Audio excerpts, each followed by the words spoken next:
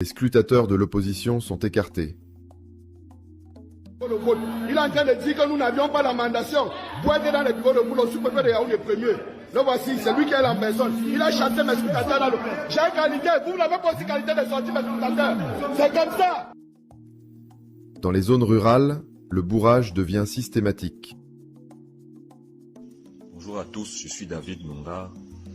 Je fais cette vidéo pour faire une dénonciation des fraudes qui ont eu lieu dans le cadre des élections du 12 octobre dernier à Mbam, élection dans laquelle j'étais représentant de l'administration.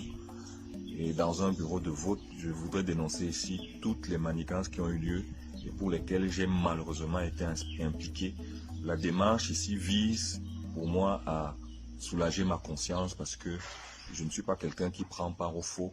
Et c'est également une manière pour moi de faire un mea culpa pour avoir été mêlé à ça.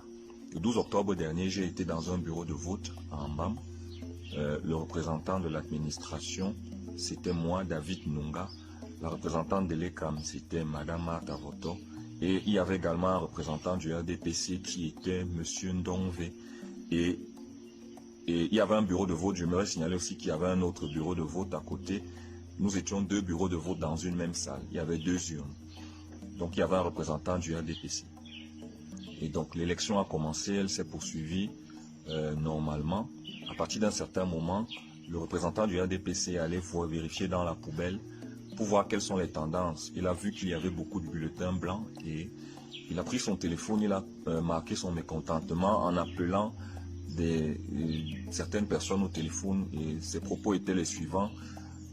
On donne notre argent aux communautés et ils viennent ici voter le FSNC. Qu'est-ce que cela signifie? Alors, il était fâché. D'après lui, il ne faut pas. Ils ont donné leur argent et on doit voter le RDPC. Et après ça, j'ai remarqué que le flux d'électeurs n'était plus le même. Les gens ne venaient plus. Peut-être les gens se sont dit qu'on a compris que nous votons. Parce que vous savez qu'on peut savoir quelles sont les communautés qui votent dans tel ou tel bureau de vote. Et donc, vers 17 h, le représentant du préfet vient et le représentant du RDPC le suit et ils s'en vont causer.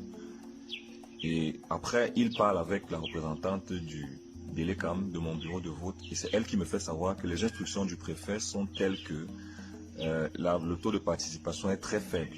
Parce qu'effectivement, dans notre bureau, il y avait 286 votants, 286 inscrits, supposés voter, mais à la fin, vers 17 h 30, on avait